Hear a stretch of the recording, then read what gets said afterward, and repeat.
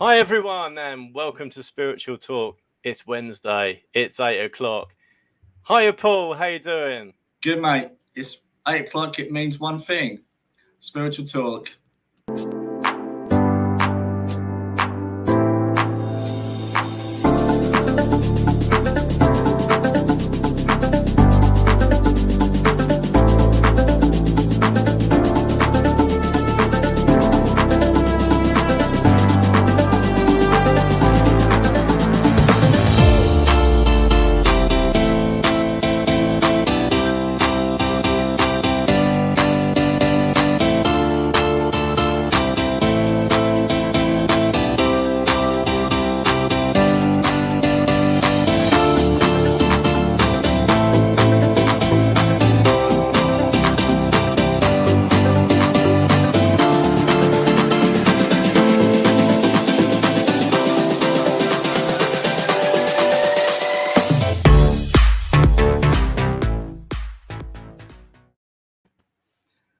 Hi, mate. How you doing? It's Wednesday. And it's 8 o'clock. It's only one thing, and it is... Absolutely, spiritual talk. Hello, everybody. How are we doing? Let us know that we're live. According to mine, I've only got one channel live, so I'm not sure if people can see me. I'm not sure if YouTube's working or my Facebook. I've had so many problems this week with Facebook, you would not believe. So let us know you're watching, guys. Hi, Sammy. Hi, Serena and Carol Phillips. Hi, guys. Hi, everyone. Lovely to see you all. Absolutely. Don't forget to share so people know that we're on. And I'm just going to put this up. Remember the free reading as well. Your chance to win that. Keep sharing. Okay, we got Sharon. Hi, Sharon.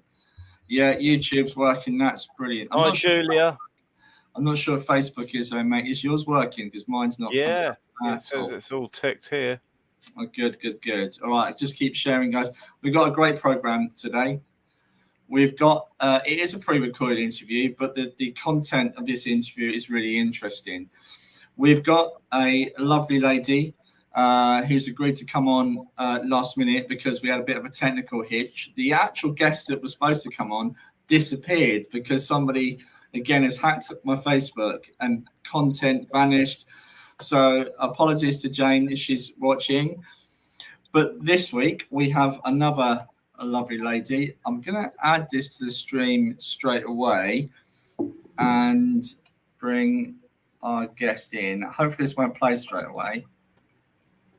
And good morning, everyone. Oh, I started it already. So this is Danny Vanderveld. She is, well, she does so many things, but she just released a book called Spirited. Yeah. And it's so much. Well, I'm just going to stop waffling, mate, and play the interview. All right, are we ready? Everyone to Spiritual Talk. Here we go again, another lovely guest. And hello, Danny, and how you doing this? Well, it's morning here. I take it's evening for you. It is, Anthony. Thank you. Yeah, I'm very happy to be here. And good morning, Paul, as well. No, it is. It's evening here in the dead of winter in the Blue Mountains in Australia. So it's very dark. It's pretty cold outside. A bit different to you guys. How are you handling the heat? Well, our roads are melting. They're having to close a lot of our roads. We're just not used to it over here. No. Yeah, I mean, the press is so sensational too. Like down here, it looks like London's burning, you know? Yeah, they're doing the same thing here, scaremongering. Yeah. So, well, thank you for joining us on Spiritual Talk, Danielle. And so many reasons that we want to talk to you. We've been looking at your website as well. And you've also got a new book just published called Spirited. I do. But where did it all start? Before we go into there it is. And it is. It's really interesting. I really want to go in to talk about that book as well. Okay. Because it's about a transformation, isn't it? It's about transforming our spiritual self, I guess. It is. But where did it all start for you? We always like to know on Spiritual Talk where it starts for our guests. Was there a catalyst, or was it something just, within you? Look, I think it's within all of us. But I do think how you brought up in your childhood and what opening you may have with the people who are influencing at that time does have some bearing on your sense of inquiry and into the spiritual aspects, and your sense of sensitivity, I guess, to energy and intuition and that sort of thing. And so I grew up in a pretty conservative family. They were, they're very Reverend Catholics, my parents, and we did the Sunday Mass and the prayer and so on. And I would say that opened me to spiritual realms within a Catholic context. But then at the same time, I come from a family of business people and creatives, and so we were really education was a priority in our house. I had a brilliant education. All of my 3 other siblings did as well. Mum and dad really encouraged critical thinking and debate around the dinner table and that sort of thing. So I had these sort of different aspects of me right from a little girl, and always big questions from when I was little. Why is it like this? Why? And especially around the way my faith was taught to me. Right. And that really started a super early, I would say, quest into trying to find some answers. And yet, at the same time, I graduated from school very well. I went on and did my first degree in finance and commercial law. I went on to do subsequent studies. I moved to Italy. I didn't even go to my graduation ceremony from my first degree, just straight on a plane and off to Italy. Ended up doing an arts degree there in EU finance and turn of the century Italian literature, which was basically useless. It was good at a cocktail party to be able to talk about Pirandello and so on. And also had a fantastic stellar corporate career as well. But all the time in the background, in my private life, there was this constant search for answers, search for different modalities that could help me engage within my spiritual aspect more deeply. And it got to a point where there was, a career life existential wobble, I suppose. Yeah. And I was applying spiritual practices to my desire to cut free from corporate without compromising my lifestyle and start to move into a much more mainlined offering. And I was also very keen to run my own show after being in corporate and so on, all the layers, the authority and sign-offs and that played out. So I started to have some very real experiences that applied spiritual knowledge influences your experienced reality. And I was offered a redundancy which wasn't in the plan, and I took it. I just, because it was right at the point where I was weighing up meaning, I guess, in my life, and what's my purpose in my life. And I mean, this is a long time ago. This is like sort of 20 years ago, even longer. The redundancy was offered to me. I took it, and I was in London at that stage. I was working in London, but I was working in between London, New York and Sydney. And the redundancy afforded me 2 years of fully paid esoteric exploration in the beautiful, deep London spiritual scene. And from there, it just, no turning back. Yeah. Although having said that, I'm running a business. So the law, the finance, the understanding of these kind of business principles are still really key, but they're just keeping a different engine running. Yeah, absolutely. Yeah. Absolutely. So I want to just also introduce your website to people as well. But you also do a blog as well, and I'll come to that in a sec. Bear with me. I'm trying to do this on shared and I can't see what I'm doing. So okay, meditation, transformation, and inspiration. I mean, let me just. I've not even added it to the screen. Sorry, guys. Here we go. Here I am. Before I had my hair cut. Yeah. So you specialize, is it fair to say, in meditation? Would you say? I think my primary offering is in understanding the self, and in my experience, you need to carve out some inner terrain to be able to do that. Yeah. And that's what my book's about. So, you know, the current narrative on meditation is it's great for stress relief, it helps you sleep, it helps you become more mindful, more sort of responsive to life. But in my experience, and certainly what I observe within spiritual narrative, it's almost like mastering meditation is the goal. Yeah. Yeah. And I don't think it is. I think mastering meditation is the enabler.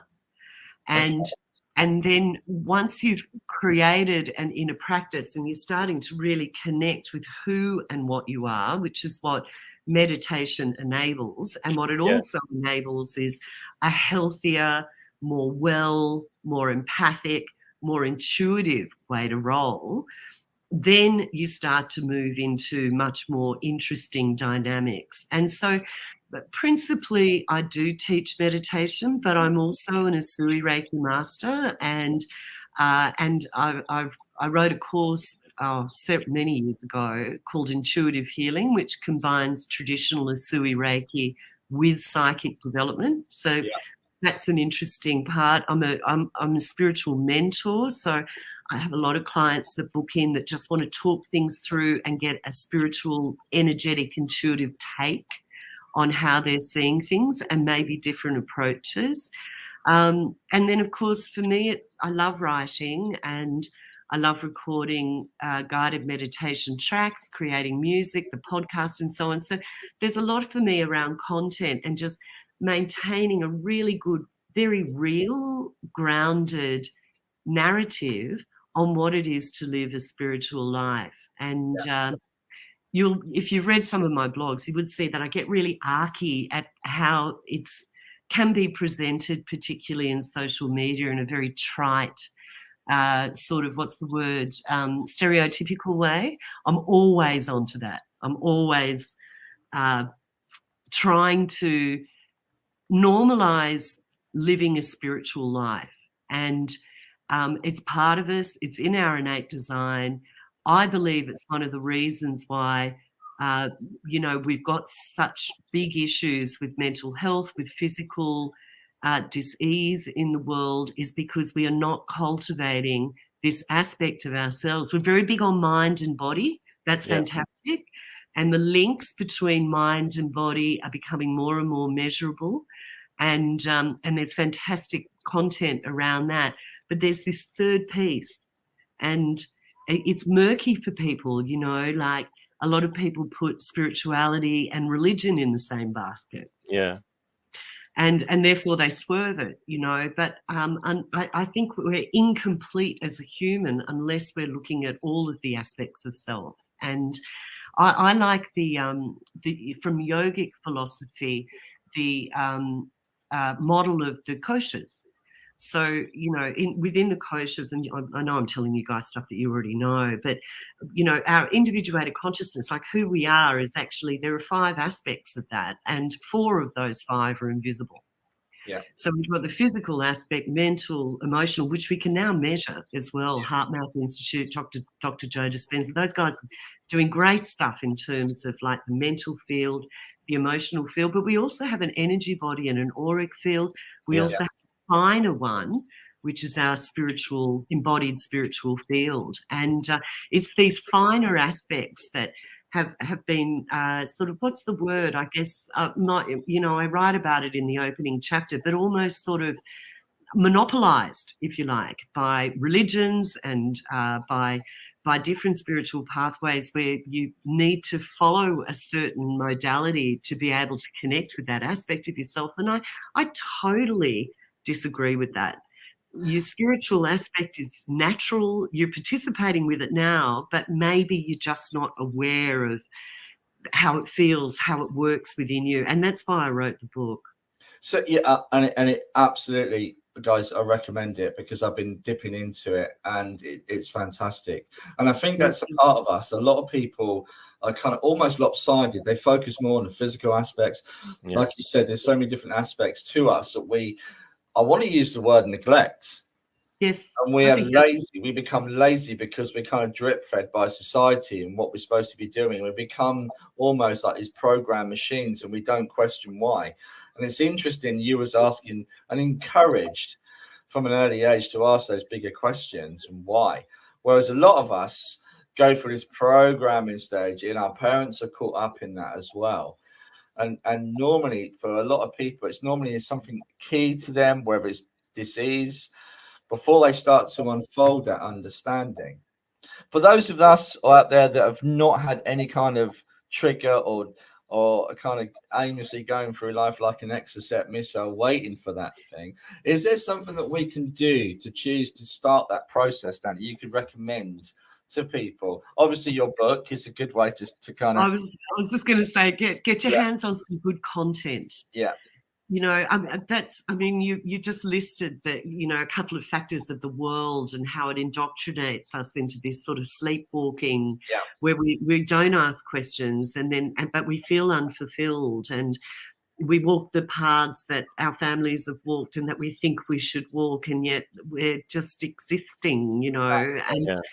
But I think our education system and our content, particularly popular content, are lulling, hypnotic, dulling type influences as well. So content and company, I'm big on that. So finding spiritual groups that you vibe with, where you can have a common language, where you can share your experiences, your feelings, your insights, your questions, unabated, without feeling judged, getting your hands on some really good content and starting to understand your system. And when I say your system, I don't mean your body.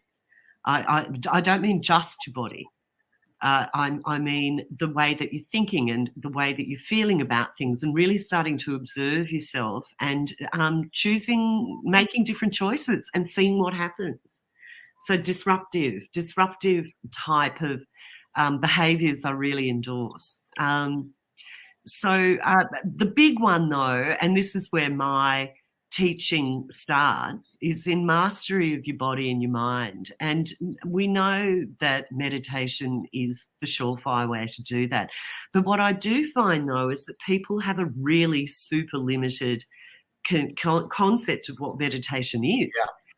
So, you know, they think it's like nicking off to the Himalayas and sitting in a cave for 10 years and then coming out enlightened. And, you know, that's one of the Eastern paradigms, I guess. But that's not meditation. You know, one of the many Sanskrit words for meditation is dhyana, which simply translates to rotate your awareness inwards and pay attention.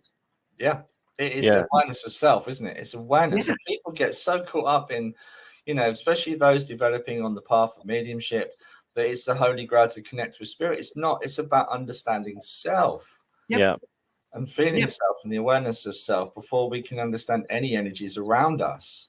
Absolutely, I agree with that. But in that exploration of understanding self, you will naturally come to an understanding of collectives. Because we're not alone, we're not isolated within our little lives. We might feel like that, but every thought, every feeling, every word, every choice is woven into the collective. And so you do open, and this is what I call responsive to expansive living. You do open up into this greater, deeper, wider understanding of the whole hologram. And that's when you start operating very differently, holding grudges, not forgiving, bitching about other people. That stuff, that low vibe stuff, becomes intolerable. Yeah. Danny, also, I want to mention your blogs on your website, because you've got some great blogs.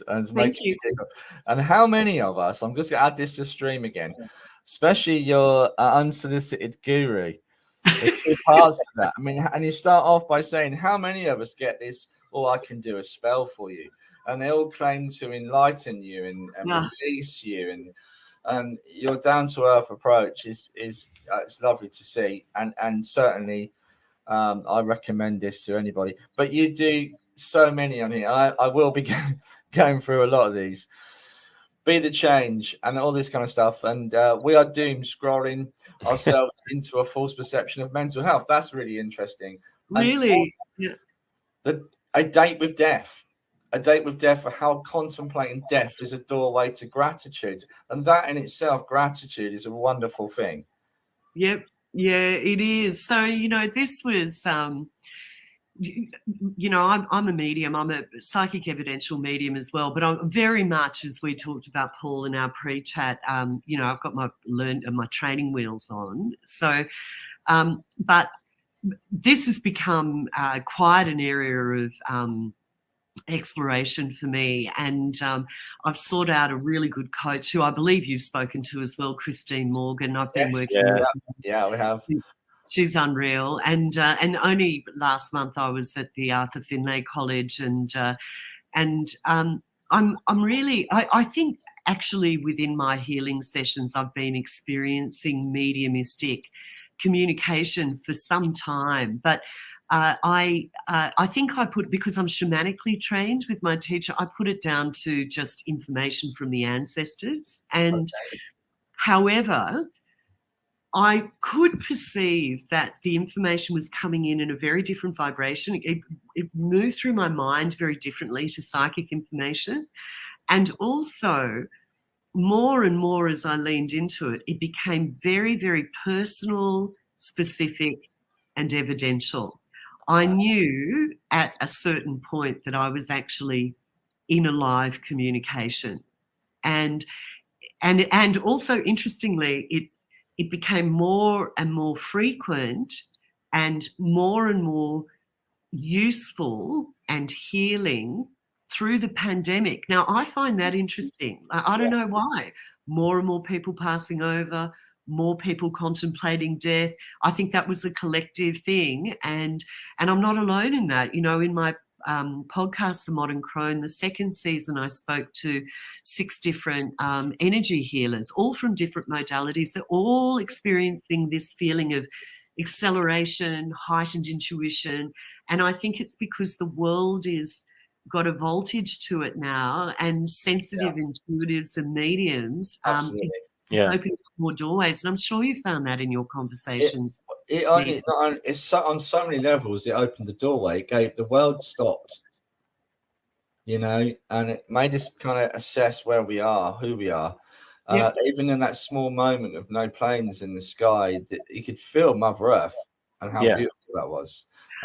Yeah, for sure. I loved that. I started during the lockdowns, the first wave of lockdowns, and a lot of people were isolated, and I'm a nature freak. That's where I am now. I'm in the middle of nowhere in the mist in the Blue Mountains.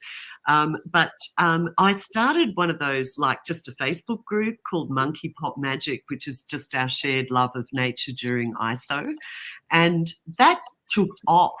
And the first things people started sharing is the reclamation of the earth. Yeah. When humans just sort of, got suspended for a little while. Yeah. It was so powerful. You could feel it. So beautiful. Thank God it regenerates though. So quickly as well. So quickly. It's really obvious how quick and how powerful she is, Mother Nature. Yeah. Just unbelievable. Yeah. So again, it gave a lot of people the opportunity to stop and just even the way we see life, even what it sounds simple, but working from home for a lot of people became an option, which it should have been. Why are we doing the rat race? It's crazy. It's not good for our mental health. And this is another thing we go on to talk about the mental health as well in our modern society. So and it's triggered, what are they calling it? The Great Resignation. There's so many interesting dynamics going on in the business world. There's and some interesting sort of narratives coming up about it too, but particularly around the next generation and how they're not as afraid as we were in our careers to say, I'm not feeling good, I'm going to take a day off, or no, I don't like the way that you're working with the team or whatever. And there's this sort of, I'm seeing a generation gap thing that you see happen in your home when you've got teenagers, which I've got now, where I think the old guard is being challenged to rethink well-being in the workplace by the next generation. And I'm loving all of that. I'm tracking all of that very closely, and I'm about to publish another blog on that as well. Okay, we'll look out for that. So I mean, it's really Yeah. interesting that where people are starting to take it into their organizations, that an organization is a living entity. Yep, it is. And it's really important that everybody's on board with that. And people Yep. are starting to realize that. We interviewed a lady that was offering a service similar, a medium that was offering that service already to companies. Interesting. And I know a gentleman as well in this side of the world, he also works with the energy of a company. And he's been doing that. He's probably ahead of his time, actually. He's been doing that for about 20 odd years. So it is really interesting about how we move forward, you know, how the company moves forward, I should say, and try to get the best. The guy that I was referring to, he actually works with companies to employ the right people for the company. Right. Is that something you do yourself, Danny, or? No, I don't. I do work with leaders though. Like, I listened to this great podcast this morning about conscious capitalism. Yeah. And also how important it is that the C-suiters, so the ones that are sort of, you know, picking the talent and so on, are aware. You know, they're aware. I think there's going to be a shakedown in the corporate around all of this, but I think it's going to be forced by the labour market. Okay. And I think the new upcoming talent has got a really different view on how to work, how to prioritize yourself, how to keep yourself well, how to still produce the outputs, but do it in a way that's creative and there's no sort of trade-off, you know. So I'm super excited about that. But I don't help recruit people. No, my work in corporate is changing as well, I have to say. So, you know, coming from a corporate background, I absolutely love working with corporates because I love the language, I love the deals, I love the stress, I love all of this sort of corporate dynamics. But I was largely engaged for talks, workshops, and during lockdown, maybe. I've got your picture. Oh, there I am. Yeah. That's at one of the international schools here in Singapore, and I was doing a talk there for staff and parents on how to sleep. Oh, right. Pretty simple, you know, how to sleep. Sleep smarts, I call it. Meditations for sleep, breathing practices for sleep, sleep hygiene in your home. This would be a typical talk I would give to corporates, you know, pre-lockdown, pre-pandemic, and also during the pandemic when people were experiencing high degrees of stress. Yeah. But the gigs that I'm getting booked for now are changing. So corporates are asking me more for breath work, understanding the chakras, understanding energy dynamics within collectives, which is so up my alley. It's just so exciting. So there's always going to be stress management. That's a staple. And I'll always teach about natural ways that your body is designed to deal with different kinds of stress and so on if you work in collusion with it.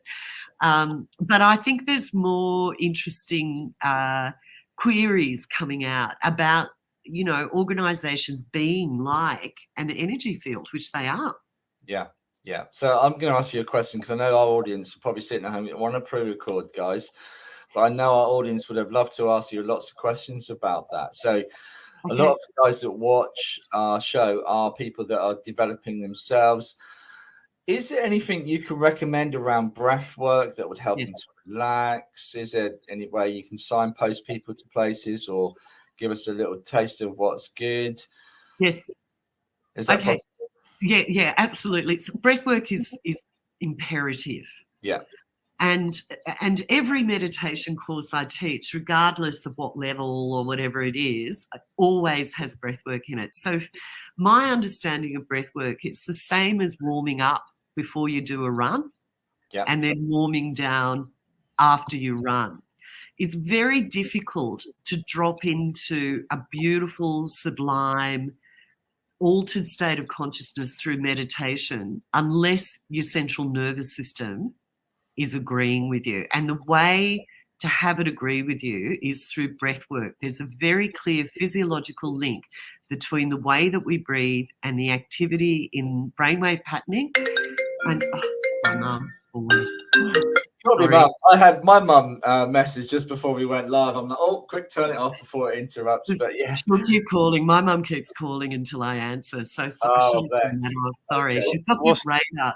What's the best way, Danny, to help the people with their breathing if they're practicing to become, better mediums or spiritually in whatever modality they're focusing on? Or even just to meditate properly, mate, because that's the key, isn't it? Because we don't know where we're going to end up. So, and even getting into the power as well, rather than actual meditation. You can answer it. It's okay, Mum. We're going to give you talk. I'm not going to answer. I learned breath work through a Satyananda ashram that I was visiting from, an early stage. So I learned breath work in the frame of very classical pranayama. And for me, I think that's the best. And if I look at like the Wim Hof breathing method, and there's another Japanese one, I can't remember the name of it, where it's held breath. It's the bandhas, the held breath. They're all derivations, I think, of this much older pranayama school of thinking. And so that's where I go. That's what I teach. It's beautiful, it's solid, it's perceivable in terms of the shift it generates in your body and the shift it generates in your mind and in your nervous system. And so I started recording guided breathwork practices amongst many other sort of guided meditations, which are on Spotify and on the Insight Timer app. And what I do now with clients who come in for private sessions and they're very scattered, they've got high stress markers, they've got anxiety, they're not sleeping, all of the symptoms of a freaked out nervous system, I'll send them links to my breathing practices. But you have to do it every day. Yeah. It's like training. We've got these pillars of health, like our diet, our physicality, and meditation in the mind is also a pillar of our well-being. But also, it only develops when we engage with it. You have to engage with it. You've got to do it. Yeah. And but the neuroscience tells us it doesn't have to be a lot. It's just a little bit every day, where you calm your system down, alter your state of consciousness, plug into the deeper aspects of being and listen. Yeah. And that takes a little bit of habit forming, which we know only happens through repetition. Yeah. But in a very short period of time, it's established. The neural pathways are established. You're much more aware of your breath. And then what you can do is calm your system down and plug into those deeper aspects of intuitive guidance at will, not just on your meditation stool. And I think that's the game. Your meditation stool's like the gym. Yeah. But what you really want to do is shift your paradigms and your perspectives about yourself and life and live in a different way. That's what we're going for. Yeah. Yeah, that's the key, isn't it? Because a lot of people we can talk the talk. Yep. It's so much difficult to walk the walk, So, yeah, absolutely. So, getting the key to practice really is for a successful meditation practice, isn't it? Yeah, it is. It is. And then the other thing I'd add to that, which I think is also really lacking within our urban environments and also our modern living, and exaggerated more so through the pandemic, is connection with the wilderness. Yeah. This is really, really important. We come from the wilderness. The wilderness brought us to bear through evolution. We are designed to thrive within the influence of the wilderness. And when I say the wilderness, I mean the whole interface we have with nature, our diet, eating seasonal foods that haven't been augmented wherever possible, the immersion into wild scenes with colour, pheromones, light and season. Earthing, a lot of the talk about earthing is take your shoes off and stand on the grass, which is, of course, does a lot of amazing things. Like it changes the what are they called? The electron sort of charge of your body. It brings your blood pressure down and so on. But it's far more than that. It's actually a relationship with the wilderness as an intelligence field within its own right, which it is. And I think that's really important for the beginners starting out, is starting to foster a relationship and a love with the earth. Could you link that to gratitude, a good practice of gratitude?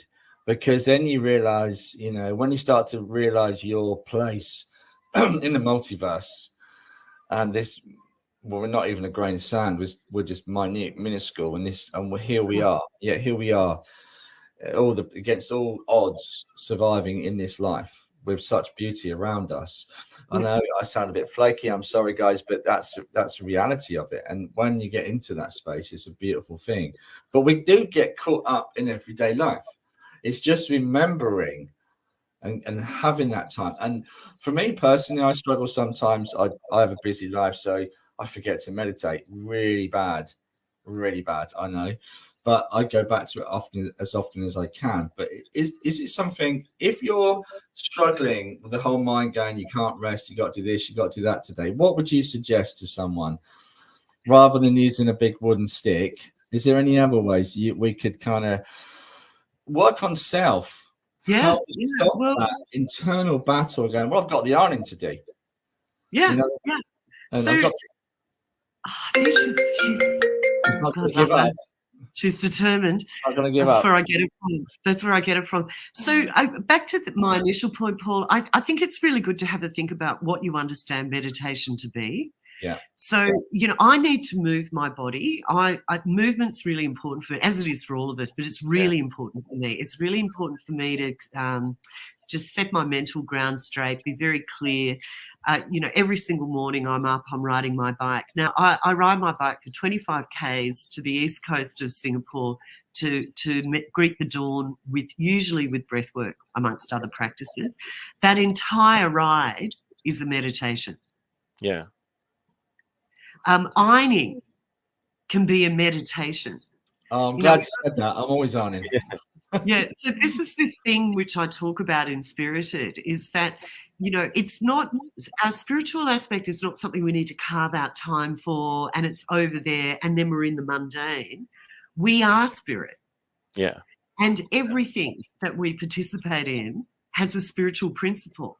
And if you open your perspective to that and engage with your daily tasks as if you're spellcrafting, they have a very, very different appeal for a start. They become much more useful. And also when you start doing it, you can see the effect of that in your experience reality.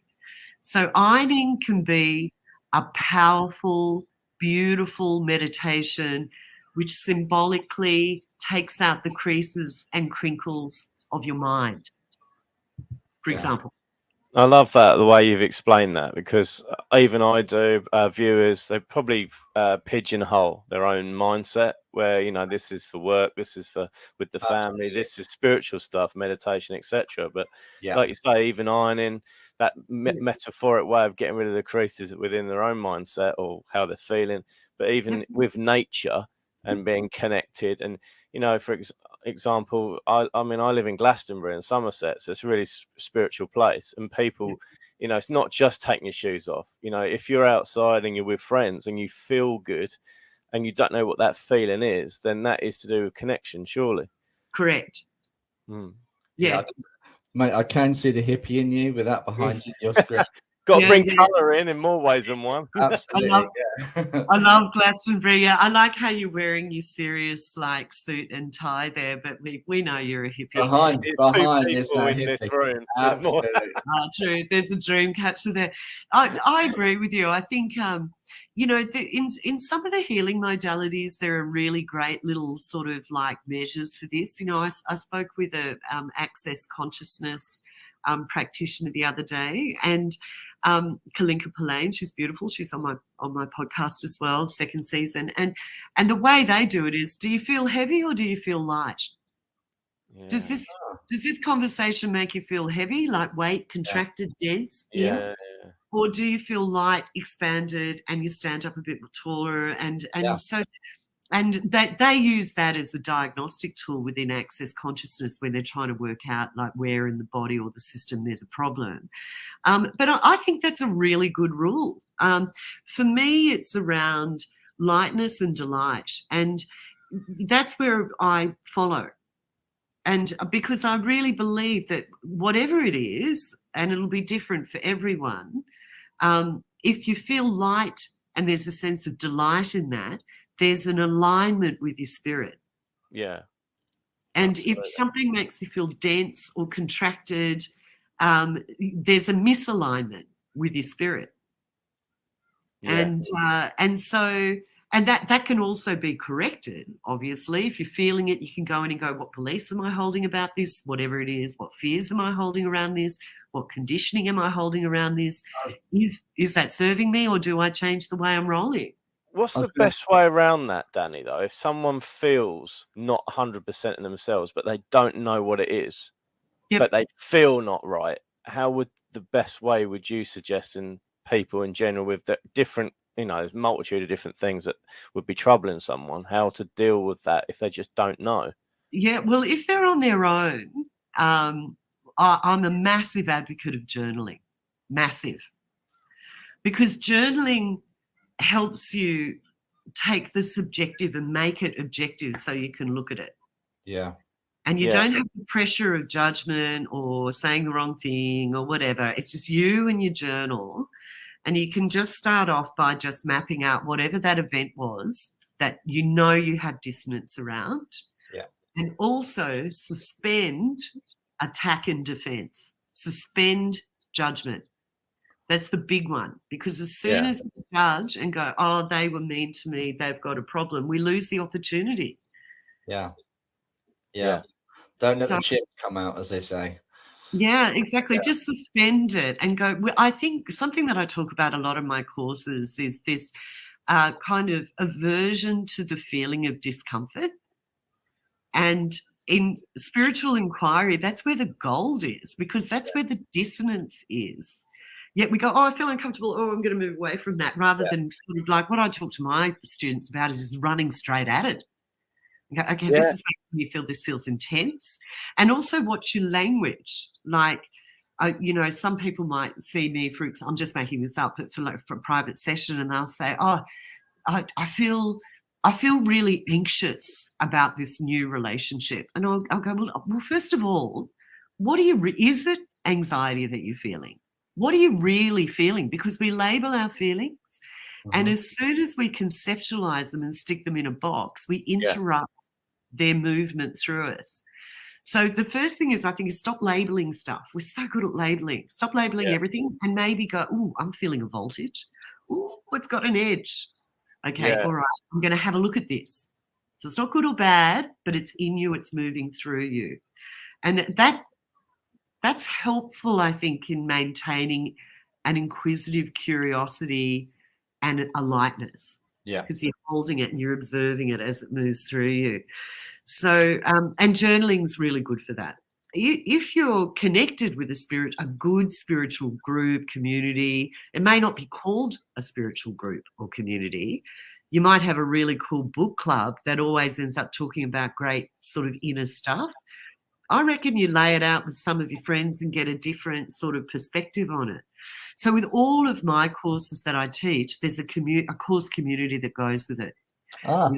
Regular sharing, regular catch-ups. Everyone has a chance to say what's working for them, what's not, what they're struggling with in their life, and so on. And then I really encourage everyone within the community not to advise, but to offer a different tilt. Yeah. Without judgment again, isn't it? Without judgment. And that's enough usually. The conversations in those share groups are enough to unlock that situation for that person. Yeah, I know a few people like that here. Have you got something going on Instagram where there's a community on there, Danny? Do you have that on Instagram? I've got my own Instagram account, which is basically just all my stuff and courses and just when I buy a new hat and all that stuff that you do. But I've started a new one for the book called Spirited by Danny. Okay. It's just started. Is and this one here? I've just put it on here. Is that the one? I can't see, Dale. Spirited by Danny. It should be coming across the bottom of your screen. Can you see that? Oh yeah, that's it. Thank Awesome. you. Thanks, Paul. Yeah, that's it. So as I build that, I will be doing, Instagram lives and little challenges and things from the book just to get people a little bit engaged. Yeah. Oh, I love brilliant. that. Yeah. We'll certainly look out for that. Definitely. Yeah. Definitely. Yeah. And I do have within my main business season 3 opening up, and some of it's online and some of it's in Singapore, but there's psychic development circles, meditation drop-ins. So there's lots of lovely ways to engage regardless of where you are. I kind of want to ask you about your exploration in terms of your own spirituality, in terms of faith as well. Obviously growing up a Catholic, I don't know if I dare go down this route or not. Yeah. How that has affected your own and this journey, in a journey for you. Yeah. And where you've come out or if you have come out the other side, do you have any kind of concepts of what it is? Do you believe in a God? I believe in a universal, intelligent, organizing principle, which is life would, and which vibrates in the harmonics of awe, gratitude, love, kindness. Yeah. On. So I was raised in an exoteric religion, which was about dogma and so on. Yet what it did give me was a love of ritual, intoning, the power of intention, community. But of course, like many Catholics, I went through the Judder shock of the revelations of just the systemic abuse and the cover-up and so on. And I don't go to mass anymore, I would have to say. But I do love going into churches, as I do love going into temples, sacred sites, stone circles, and so on, because I love energy. And often they're all built on top of historically the same place where there's some kind of a ley line or some kind of an alignment with cardinal directions or whatever it is. But I love what I found that I've done. I've sort of done this really big full sort of circuit, and sometimes I do go back to some of the prayers and things that are in the Catholic faith. But now that I've done lots of exploration, I can see that they weren't the originators of nearly all of it. Yeah. There's much older rivers of esoteric wisdom that the church has sort of like assumed as they assumed land and cultures and people. So it all looks a little bit familiar for people who are coming in. And so I've started then going, okay, well, where's it really come from? Where does this come from? And so I love the Catholic faith and the prayers and things, but I also have a way wider view of the origins of it and the esoteric principles within it rather than the rules. Yeah. I don't like the issuing of judgment, the focus on sin, and the focus on earning your right to heaven. I do not concur with that at all. I think we are heaven. I think we are God. And so that's not really lined up with the whole Catholic thing. I learned recently that sin is an old Latin or Greek word that comes basically, I believe it's some kind of archery term about missing the target. So when you actually say in that format, actually, you've sinned, actually, you've missed the target. It works, doesn't it? You try again. Just keep trying. No judgment. Just try. Yeah. We're all missing targets all the time, aren't we? But I love that. And that's what I've discovered as well is terminology and so on has been reinterpreted. Yeah. It's been translated, and it's lost its beautiful original meaning. Yeah. And that's kind of with some of the meditations that people do for psychic development. I want to kind of say to people, don't limit yourself in what you're doing. So when you say you're sitting for psychic development, sit for yourself. That's what I would say to people, rather than actually having a particular specific goal, and just allow, I guess. I don't know if you would agree with that. I totally agree with that. There's this paradox that happens with these finer spiritual arts like psychic work and also mediumship, is that the more attached you are to the result, the more it flatlines. So you've got to be able to hold this sort of openness, playfulness, curiosity, and use there's skills involved and develop those skills. But the second that you think it's going to make you special, or that you're attached to blowing someone's mind, gone. Because it's too contracted. It's too tight, the field. You lose the ego again, isn't it? Yeah. Absolutely. Danny van der Velde, it's been an absolute pleasure to have an interview you on Spiritual Talk. It's been brilliant. Please, everybody, go out and buy the book, because we recommend it. It's a really good read. And we can't say enough. Thank you enough to coming on this morning, because we're actually... Thanks, Danny, for all your help. Yeah. Oh, Anthony and Paul, thank you so much. I feel being on your podcast is awesome, and thank you for digging into the website and the gorgeous conversations. Always too short, though, isn't it? It is. And also Spotify as well, because I did check out Spotify. I was hoping to play some, but that was above my pay grade for technology, I'm afraid. No problem. I couldn't work it out, so it's actually cool. a wonder we get this far, but we're getting there. So, guys. It's been brilliant. Thank you ever so much. Thank you, Danny. Thank you. Thanks, Keep Danny. cool up there. Awesome. Thank you, Danny. Hello, mate. Thank you, Danny. And here we are again, Paul. That was great, wasn't it? It was good. Really informative. And bless her, she came on at last minute for us. So we really appreciate that. Yeah, definitely. Yeah. So, yeah, very interesting. So check out her new book as well, Spirited. It's really interesting. So, guys, it's time for messages. So please share and get the word out there. We're going to be working with Spirit tonight. So looking forward to that. Usual, I'm going to put a link into the comments right now.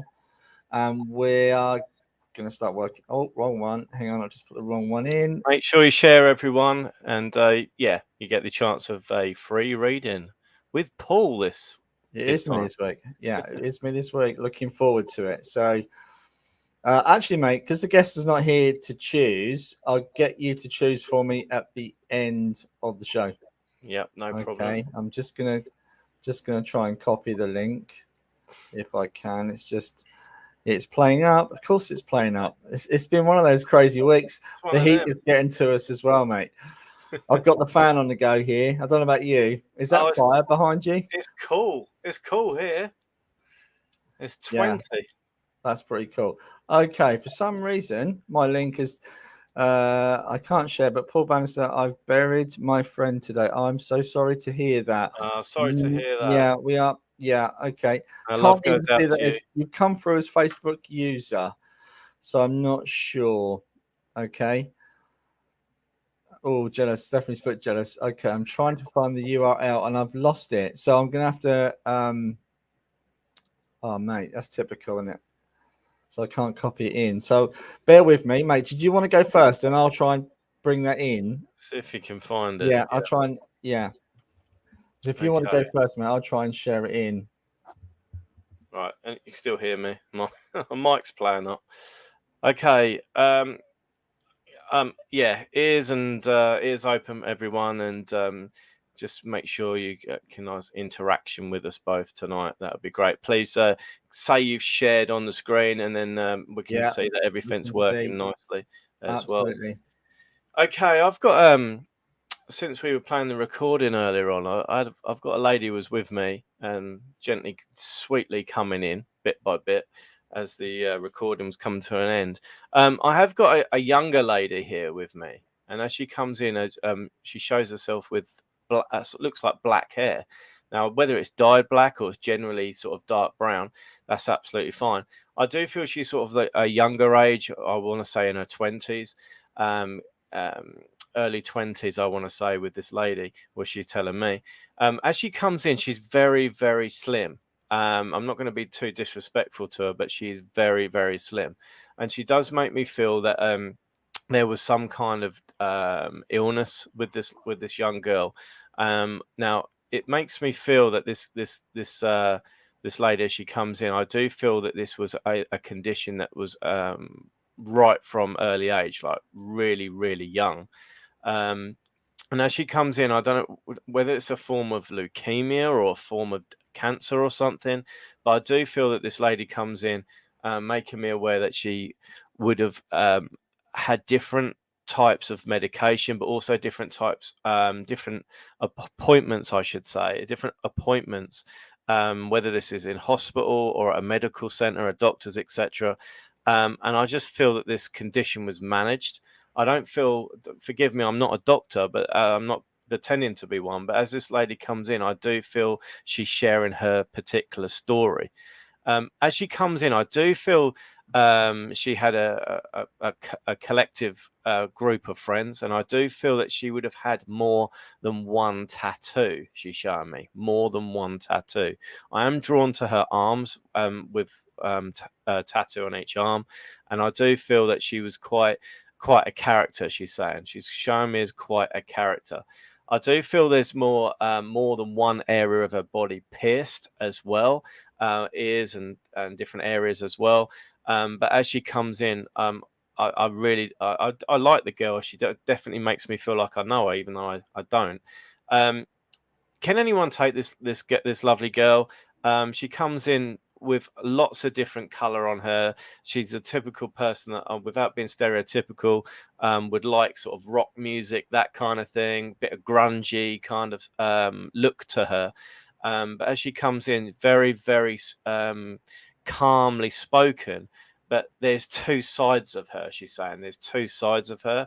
I feel that she has a short temper as well, and I feel that people wouldn't have. Or she feels that people didn't understand her that well as well. And also she is making me feel that there was an understanding where there was problems with education or problems absorbing information in an educational way. So yeah, I don't know if anyone can take this so far. Maybe dyslexic, mate. Yeah, something like that. Yeah. Okay. So we got the link shared in the chat now, guys. If you understand this information, please click on the link and jump in. You'll probably see it as a duck, so click on the duck and just jump in. I do feel also this young lady is one of two. I do feel there's another lady around this girl in the physical, and as she comes in, I do get the name of Alice as well. She's bringing in the name of Alice as well. Whether that's short for something, I wouldn't imagine so. But as she comes in, I do feel also that my throat is burning. My throat is burning. It feels like I've got acid reflux or something like that. So I don't feel that I'm 100% well. And I just feel that this girl really did suffer internally. She doesn't look well ill from the external point of view, but internally I just feel that I'm not a well person. So as she comes in, I do feel that there's a connection also with another gentleman, and as a gentleman comes in, whether this is a boyfriend or a husband, in that understanding as well. She also makes me also aware of like a particular smell as well. As she comes in, it does make me feel that she would have smoked as well. I get this smell of tobacco, but also I get in a sense of smell with her as well. Like I'm aware of burning around me as well. So I don't know whether this is to do with a fire that was nearby, but I'm getting that kind of concept that there was a fire nearby as well. No one can take this lady so far. Not at the moment. Okay. All right, I'm going to still keep going with it. Yeah. I do feel also there's a gentleman that's listening in the background that can take this lady in the background who's listening to our show tonight. Whether he's listening to the show or he's in the background of the viewer who's listening to our show tonight. But I do want to come also with the name of Jeffrey or Jeff, with that kind of connection that she wants to speak to as well, and just say I am okay. I am okay. and also I can hear guitar, like electric guitar as well, coming in. So there was an understanding and an interest with music, and also live music, like bands, concerts, that kind of thing, as well. But I just feel this lady's trying to make connection tonight. I don't feel she's actually come through before. She does feel quite a young soul in how she's connecting as well. So yeah, anyone can take this. Ada, possibly. Ada, is this for you? Do you understand this information? Be great to see you. If you want to jump on, that'd be great. If you can see the little duck in the comments, you should be able to click on that and jump on, especially on YouTube. It should be coming up on both the YouTube pages. Okay. So yeah, Ada, if you can understand this message, throw in another comment as well. I just feel that I've got no energy with this girl that comes in. I've got absolutely. I don't. Oh no, she don't understand it, mate. Okay, no one else. Apologies. Okay. Drawn. That's fine. Okay. I don't know what to do with to cut this link or not, if no one can take it. But yeah, I've. It's a problem with being live, mate. You know, Yeah. sometimes people are half watching this and half watching something else. And you say it's a gentleman that's listening. It should be listening. Well, she's wanting to refer to a gentleman. I feel this is either a stepfather that she's referring to, not an actual father, because I don't feel blood related as well. Yeah. In that respect. Okay. It's a shame and no one can accept this and all this information she comes in. But she's just coming in saying, hi, I'm okay. I'm learning a lot where I am as well, she's saying, and there's more to of course the world of spirit than she realized. She didn't think there was anything out there, she's saying. But lovely girl, very sweet. Misunderstood, but yeah, lovely girl. So I have to leave her love with everyone. Okay, mate, not to worry, it happens. Okay. So I know I've got a lady with me. I know she's mum. She's telling me she's mum. I know there's a lot of women around her. I know there's a lot of girls around in the family. And I know it's on mother's side of the family as well. But she's talking. This is mum. I know she would have passed with cancer. I know she's not from my part of the world. I kind of feel she's more, I'm not actually 100% sure, but there's a connection with the Midlands with her as well. And I know she's talking about belongings being in the hospital. And there was some confusion with her belongings at the end, whether they wasn't picked up properly or there was something left. There was an item of jewelry, I believe, that had gone missing. And I know she makes me aware of that. I also know, again, there's a real sense of nurture with her. She was a real proper, what I would call proper mum's mum. You know, she's really caring, really loving. And again, I feel there's a lot of women around her. I also feel there's a real sense of camaraderie. She's how can I say this? A lady of a different era where people looked out for each other and family meant everything. Also,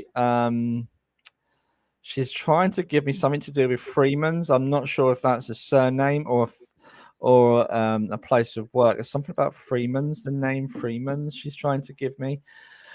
Okay. And yes, and I know, okay. Again, she was in a lot of pain towards the end in terms of around her stomach area. She makes me aware of the discomfort. I know family around her made her comfortable. I know she was really grateful for that. Does anyone understand mum in the spirit that would have passed with cancer? I know it's around, to me it's around the abdomen, the lower abdomen as well, the pain that I'm feeling here. I also know she would have had a lot of backache with that as well. She's making me aware of the backache. It made her feel uncomfortable. I believe that's key to a diagnosis as well, originally having backache with her as well. I also know there was issues, forgive me for bringing up medical conditions, but she's making me aware of her issue with one of her lungs as well. I'm starting to worry that no one's watching, mate, tonight. Everyone's going home for a cup of tea. Is anybody there? Let us know you're there, guys. I've got this lovely lady here. I know I've got mum watching. I know, because also she would have had a walker as well, because she's sitting behind me in a walker. You know, one of those you can turn around and sit on wheels. And I would turn around and say, hi, Carol. Lovely to see you guys. Would you understand? anyone understand mum in spirit? I know it would have been a Cancer. I'm also seeing this lovely bed. What looks like a bed frame rather than a divan. Is it divan? You know, the mattress on top. But yeah. But there's a frame. Still here, Carol Phillips. Hi, Carol. Okay, I'm just going to keep going. I know she's talking about there's a lot of women around here. I know there's sisters, and I keep getting there's more. I feel there's 3 sisters around here, but there's more than 3 sisters. I believe there was a lot of women around the family. I don't know why I'm getting this as well, but the stomach area, the Cancer around the stomach area, she keeps giving me this. Also, okay, what is that? 1914 is quite significant for someone as well.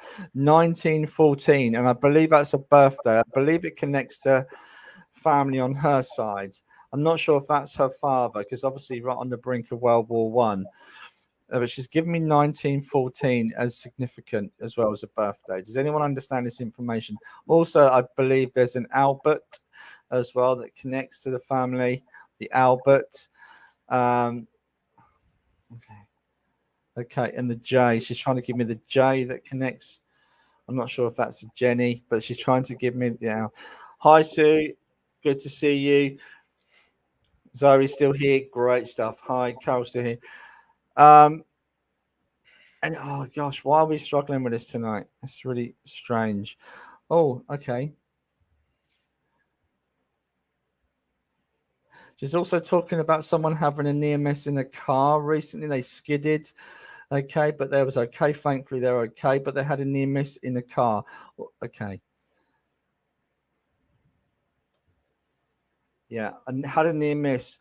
My mum is Jenny. Okay, does this make sense to you, Jenny? Because I got the J. The J. She passed of cancer, a stomach. Okay, brilliant. They're not brilliant, but I feel like I want to home her as well. Would you understand her being really mumsy, really lovely, really caring person? Okay. Also, I don't know why I keep getting this, the 1914. I believe that's either her father, but someone very close to her, the 1914 birthday. It's quite significant. And the A, it feels like the Albert. Okay. I'm not sure because I've got Facebook, yes to family. Lots of girls in the family as well. Lots of women in the family and being made aware it's her mum. The 1914 is her mum. But would you understand? Again, I know this is a really strange thing to say. It's really Albert is her uncle. Okay, I'm not sure who the Facebook user is. Can you give us your name so I can call you by your first name rather than Facebook user? You must be coming in off one of the groups. It might be Debbie, mate. Is it Debbie? Okay. Hi, Debbie. Oh, awesome. Okay. You're welcome to come in, by the way, Debbie. Just click on the link if you can see it and just come on in. Okay. It's interesting. Again. Oh, there we go. See, I know. Is someone coming in? Hi, Debbie. It is Debbie. Awesome. Okay. So now I know you like your nails done. And she's talking about nails, but I feel there's a problem with your nails at the moment. Does this make sense? You had a problem with your nails, or you didn't like your nails? There's something that's really strange going on with your nails at the moment. I'm also being aware. Oh, okay. I'm also being aware actually, I shouldn't really be able to do this on live, but I do feel that one broke. Oh my gosh, I can imagine that's quite bad for a woman. One broke. I know. Painful. Okay. Forgive me, Debbie. Have you got some kind of iron deficiency at the moment? You're feeling a bit tired, not off color. It's nothing major. It's just a little bit, you're working really hard. Mum's making me aware of that. Also, okay. I know you've got a son, but she's also making me aware of him as a young man, like 4 or 5 years old. She's making me aware of him and memories around that specific age. Would you understand this with mum being quite special for her? Very tight. Okay. Awesome. Can't get energy. Okay. I stick to chocolate sometimes. That works. Shouldn't, but it works. Yeah. Lots of sugar. No, don't. We'll edit that out later. Okay.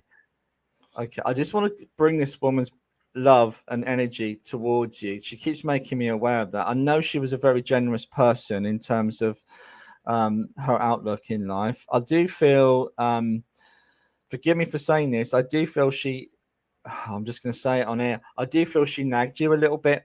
I do feel she didn't always approve of what you was doing, but it's completely changed. It's almost like with a seal of approval.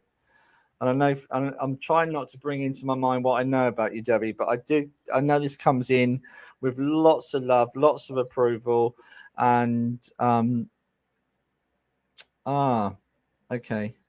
Would you be aware of Mum having a fall before her passing as well? She's making me aware of that, and not so much support around her. There was an issue, but having a slight fall. Okay. Okay, lots of yeses. Could please. Okay. I'd love to hear from my husband. Okay, Jill. We'll see what we can do. We'll try our best. So, Debbie, can you take your mother's love, please, because she comes through so much love, and she wants to connect with you. Okay, and just give you that upliftment you need right at this moment in time. Okay. It's always good if we can get you in, guys, on here, because we can get a stronger link and a stronger connection. But please take this lovely lady's love. Also, she's also quite strong-minded, Debbie. If this is your mum, she's very strong-minded. Oh, she's trying to tell me what to do here. So, okay, so I'll leave her love with you. Thank you, guys. Mate, how you doing? Yeah, all right. So have you got another one? Yeah, you've got another one as well, haven't you? I have, yeah. I can feel one straight away. Oh, you go for it first. Okay, so I'm not sure if I'm still with you though, Debbie, but I'm just going to keep going. I've got a gentleman that comes in, very strong-minded, very quick thinking, very intelligent. I also know he would have worked with his hands. I'm going to get everybody to listen up. So I'm not sure if I'm with Debbie on this, but I know he would have been a quick thinking, very intelligent man. I know he's got an accent on him as well, because I feel there's an accent with him as well. I can feel that with him. I know that he had a really strong sense of humor, very quick thinking. Okay. Oh, okay. I know he had problems with his heart, but he's also talking about a minor stroke as well. There was problems with a neurological problem. He's talking about this heart problems, but also a stroke as well. Okay, I'm not sure if anyone can take this because I'm getting mixed messages on here, guys. If you can take this, please say yes. Let me know. I know as he comes in, he feels like dad, very much so like dad. And again, there's a real strong sense of obedience with him. You'll do as you're told. I'm dad. He's here. Dad will sort everything out. I can take the gent with all the info. Okay, lovely. Very strong-minded, very intelligent. Susanna, I hope I pronounced that right. Hi, Susanna. Very intelligent gentleman. Very precise as well. And also, I know that he would have studied. I also know that he had lots of, well, I want to say his mind was like an encyclopedia. I can take the heart, but not the stroke. Okay, Carol, sorry to rule that out. Now, the only thing it could be, he was talking about someone else that had the stroke, but it felt to me he was talking about the stroke. So please keep listening and keep giving me your energy this way. That'll be lovely. Okay, Susanna's taking the intelligence, the mind, the strength, to the point I feel he's academic as well. Does this make sense, Susanna, that he was academic as well, very strong? There was also philosophy with him in terms of if you want to achieve things in this life, you've got to very much work hard for them. My husband thinks it might be someone he knows. All right, Serena, I'm just going to keep going. Hopefully I'm going to get some names.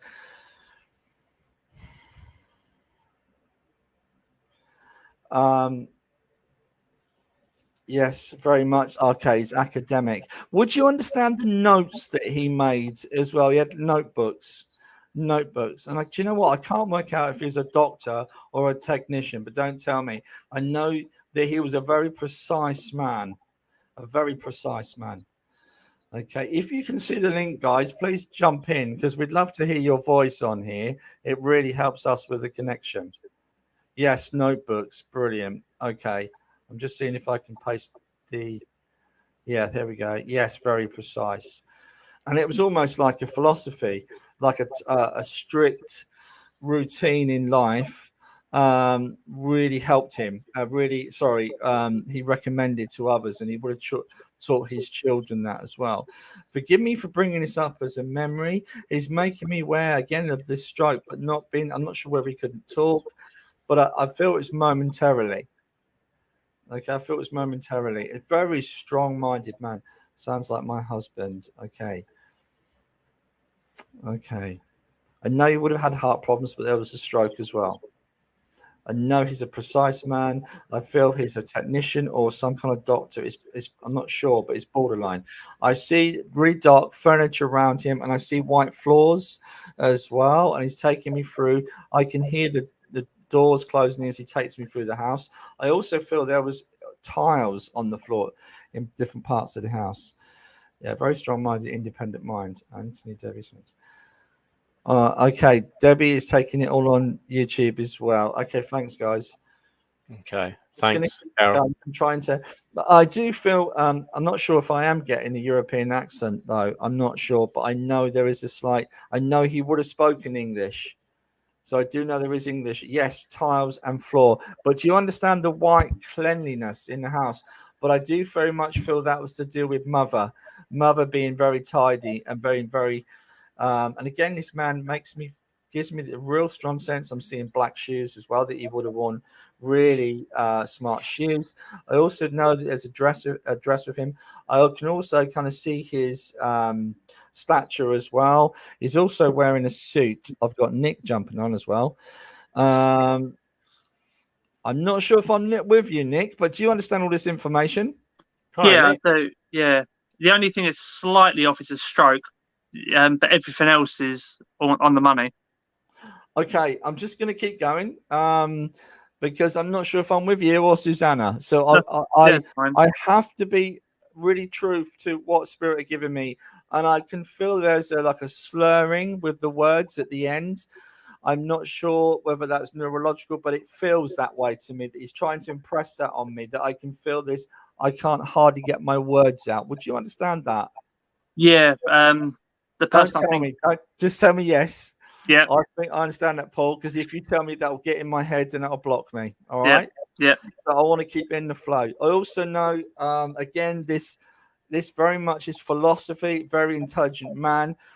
There's a real sense of putting things together, making things right. He always tried to make things right for people.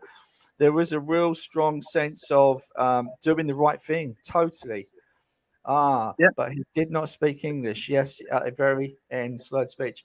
I'm not sure if I'm with you then, Susanna, because I do feel there's an English connection with this. I'm not sure. I'm just going to keep going. Okay. Also, no, there was a vase. There was a vase in the hallway with flowers in. I believe that was mother would have put that in there. I'm not sure if that's his memory of his mother, but there's a vase in the hallway. Does this make sense?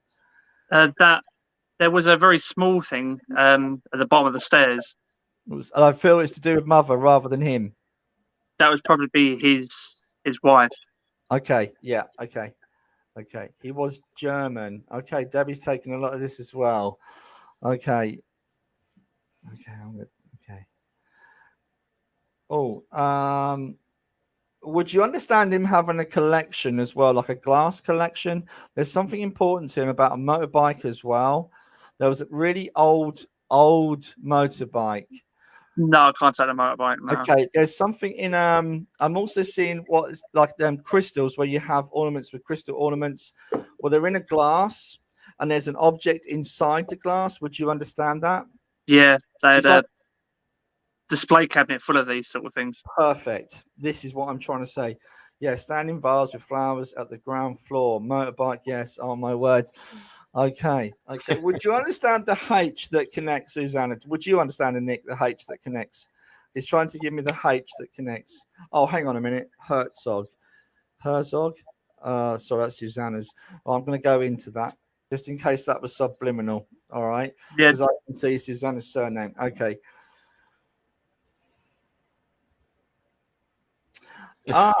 Would you also know he would have liked cooking as well? He would have gone in and helped to cook, but also garnishing food, putting salt on meat. He would have liked the meat as well, but got involved in the cooking. Would have loved the cooking and the smells as well. I believe his partner, or the woman in his life, would have been very good at cooking, because I can really smell that. He's given me really strong memories as well. I want to say this man so much so that was the way to his heart. Food was a way to his heart. I also cooking, yes. Taste, yes. I also know that there was a red wine, occasionally a red wine. I know he would have drank beer, but also occasionally this man knew how to dine at certain occasions. I want to say this gentleman was really well bred, forgive me for want of a better word, but he had breeding. Would you understand that? He had class. He had real class. Yeah. And also, he's not, he just said he's had a sense of humor. I'm not a bare knuckle fighter either. So I know he would have had a real strong sense of humor, this gentleman. Yeah. There's a real sense of the way he carried himself. Do you understand the grey suit that you keep showing me? Yes. The grey suit, I feel not sure if he was buried in the grey suit. There's a grey suit. Also, it's quite stuffy, he's saying, because it wouldn't have come out very often.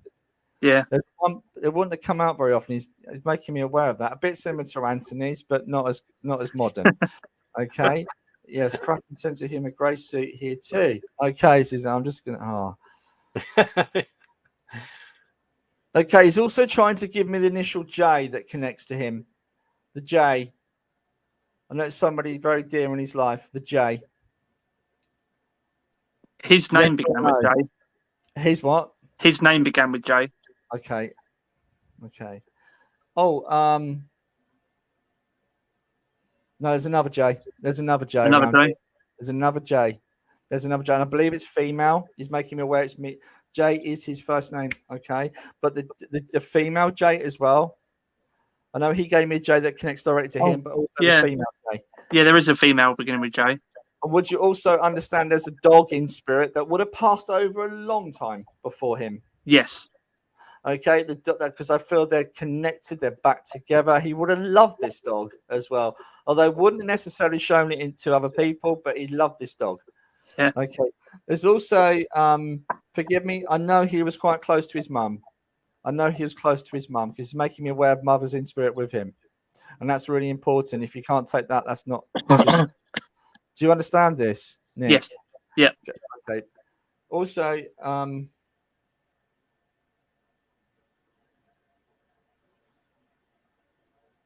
who keeps their jewelry on a stand? I've got a necklace on a stand he's making me aware of. There's a necklace, and I feel it's come down through like an heirloom through the family. Does this make sense?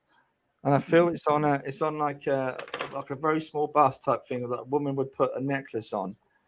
He's making me aware of that. And the initial D that connects to it as well. The initial D that connects to the necklace.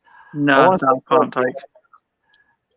True. Do you understand the D, Susanna, that connects to the necklace as well? The initial D that belongs to that. Also, I keep smelling Horlicks, hot chocolate. Who used to drink the hot chocolate around him? Who used to drink the? Yeah, it was you. Okay. Okay. I kind of feel like he teased you about that. He teased me about a lot of things. Yeah, because I'm not going to say what he just told me. Okay, I'm not going to say it, but I understand the conversation with it. I understand the.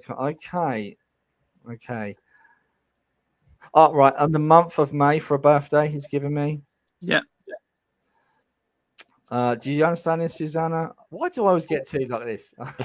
I love it. I love it. I know someone was playing some music recently and the music was interrupted. There was a pause or it went off. The May birthday, yes. There was a pause and the music went off and it came back on again. And also I know there's been some disturbance with light recently, like a flickering of light as well. Would you understand this? Yeah. Okay, can I tell you, I've now been hit by a wave of love from this gentleman, and he's trying to give this love over to you. Okay. Now, I don't know. He hasn't told me what the relationship between you and him is, Nick, but it is a fatherly love coming through from him. Okay. Also, there's somebody here that's not very well. He's making me aware of. Yeah.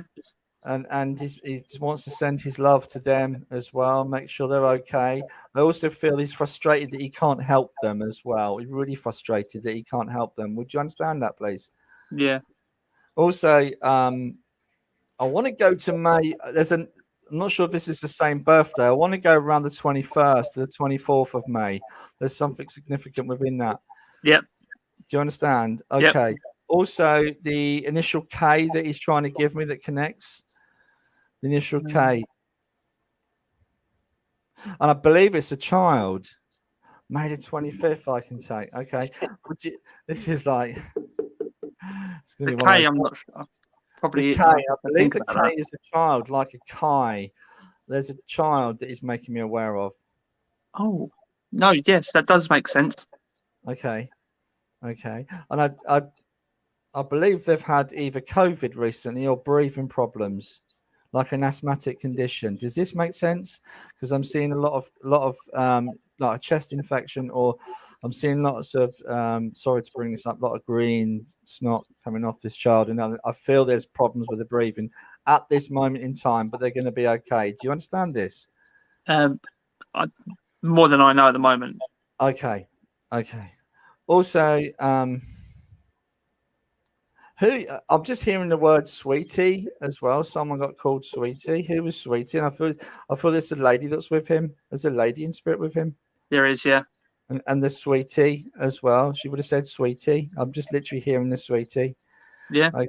And the Matt or Matthew, they're making me aware of the Matt or Matthew. Not close, not Matt, but No, Michael. Okay, I'm not sure. Yeah. Okay, I'm hogging all the thing tonight. I'm so sorry, mate. Sorry. I just want to leave their love with you. And Susanna, sometimes you can get a message within a message. So Susanna, I believe this is father for both of you.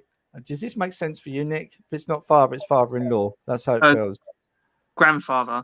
It's grandfather. Okay. Would he have connected? Would he have had a lot to do with you in your life? Because it was a real fatherly connection with him. Yeah, okay. We'd had a very close relationship. Okay. And it's also talking about Christmas being important to him. And I also feel there was the last Christmas as well was important to him. His last Christmas. Do you understand that? Yeah. I also feel there's a sense of he knew he was ill. Do you understand this? Yep. And I feel like he kept a lot of it inside. Yeah, that sounds about right. Okay, please take his love. And he's a very proud gentleman, I have to say. He's a very proud gentleman and very upright. And I thank you. I also know he wants to make you aware he's back to his old self. And don't you worry about that, he says. Good. Okay, I'll leave you with his love. Thank you very much. You've also been tickled or touched on the top of your head by him. Okay. Something going on with your hair is making me aware. Interesting. Every time I wake up, every night recently, my hair's been up in all different directions, and it's a strange thing because it never ever does that. That's brilliant. That's brilliant. Yeah, that makes sense. Okay, Nick, thanks for coming on. We appreciate that. It's not always easy. Thank you very much. Cheers. Thanks for that. Thanks, Nick. Our pleasure. Take care. Cheers, Nick. Bye. Bye. Mate, we've already overrun with that. I'm sorry, I just hogged it, didn't I? Did you want to quickly do yours? Have you still got them? You've got you've got all the time, mate. It's all right. Sorry, bud. Do you want to do yours quickly, or you're all right? I'm all right. That's okay. All right. Yeah. All right. Did you want to pick one? Right. Okay. Do you know, we used to do training with like 10-minute messages. I was always getting into trouble because I'd always overrun. I thought you might. Yeah. KJ Hearts. KJ Hearts. Okay. Brilliant. Okay. Mate, so it's been another fantastic spiritual talk. Yeah, another one done and dusted. Yeah, absolutely. We can't thank Danny enough for coming on. Next week we have Paul Humphreys. He's a medium from Lincolnshire, and he's well respected in the area and nationally as well. So we're looking forward to interviewing Paul. And mate, And that's so a live one, isn't it, Paul? it is a live one this time, and more messages and more opportunities to win a free reading. If you won tonight, guys, who was that? Man, I just need to write it down or I forget. KJ, what? Yeah, there we go again. You've lost it, haven't you? KJ, I'm sure it was Harris. All right, get in touch with me, guys. You've won a free reading, so congratulations. We'll find you, don't worry. Okay, it's that time again. Sorry, no, right? KJ Hart. Sorry. Oh, KJ Hearts. All right, no worries. We'll find you. Get in contact with me. You'll find me on here. So until next week, mate. We'll see everybody then. Take care, everybody. Take care, everyone. See you soon. Care. Bye. Bye. Bye. Bye.